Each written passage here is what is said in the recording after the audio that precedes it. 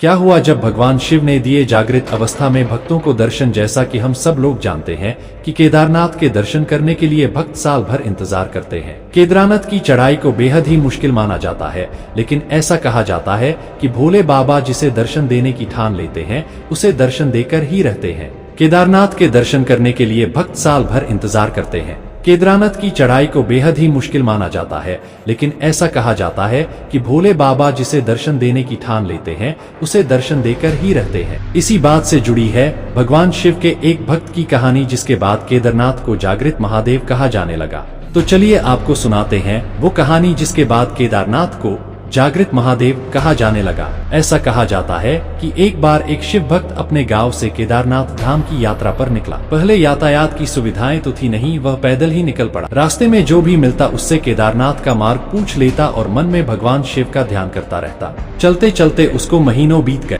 आखिरकार एक दिन वह केदार धाम पहुँच ही गया। केदारनाथ में मंदिर के द्वार 6 महीने खुलते हैं और 6 महीने बंद रहते हैं। वह उस समय पर पहुंचा जब मंदिर के द्वार बंद हो रहे थे। मंदिर के पंडित को उसने बताया वह बहुत दूर से महीनों की यात्रा करके आया है। पंडित से प्रार्थना की कृपा करके दरवाजे खोलकर प्रभु के दर्शन करवा दीजिए, लेकिन वहाँ का तो नियम है एक बार द्वार बंद तो बंद। इसके बाद वह बहुत रोया, बार बार भगवान शिव को याद किया कि प्रभु बस एक बार दर्शन करा दो। वह प्रार्थना कर रहा था सभी से, लेकिन उसकी किसी ने भी नहीं सुनी। मंदिर के पंडित बोले आप यहाँ 6 महीने बाद आना, क्योंकि 6 महीने बाद यहाँ के दरवाजे खुलेंगे। यहाँ 6 महीने बर्फ और ठंड पड़ती है। और सभी जन वहाँ से चले गए। वह वहीं पर रोता रहा।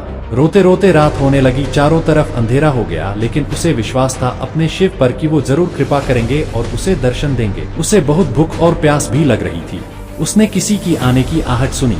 देखा एक सन्यासी बाबा उसकी ओर आ रहा है। वह सन्यासी बाबा उसके पास आया और पास में बैठ गया। सन्यासी बाबा ने उससे पूछा बेटा कहाँ से आए हो। उसने सारा हाल सुना दिया और बोला मेरा आना यहाँ पर व्यर्थ हो गया बाबा जी। बाबा जी ने उसे समझाया और खाना भी दिया। फिर बहुत देर तक बाबा उससे बातें करते रहे। बाबा जी को उस पर दया आ गई। वह बोले बेटा मुझे लगता है सुबह मंदिर जरूर खुलेगा, तुम दर्शन जरूर करोगे।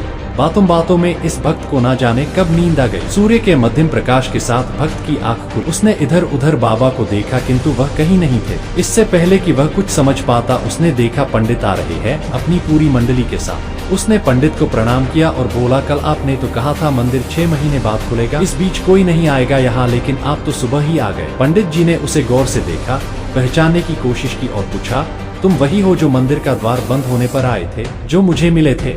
6 महीने होते ही वापस आ गए। उस आदमी ने आश्चर्य से कहा नहीं मैं कहीं नहीं गया, कल ही तो आप मिले थे, रात में मैं यहीं सो गया, मैं कहीं नहीं गया। पंडित के आश्चर्य का ठिकाना नहीं था। उन्होंने कहा लेकिन मैं तो 6 महीने पहले मंदिर बंद करके गया था और आज 6 महीने बाद आया हूँ। तुम 6 महीने तक यहाँ पर जिंदा कैसे रह सकते? पंडित और सारी मंडली हैरान थी। इतनी सर्दी में एक अकेला व्यक्ति कैसे 6 महीने तक जिंदा रह सकता है? तब उस भक्त ने उनको सन्यासी बाबा के मिलने और उसके साथ की गई सारी बातें बता दी कि एक सन्यासी आया था, लंबा था, बड़ी बड़ी जटाएं, एक हाथ में त्रिशूल और एक हाथ में डमरू लिए, मृगशाला पहने हुआ था। पंडित और सब लोग उसके चरणों में गिर गए।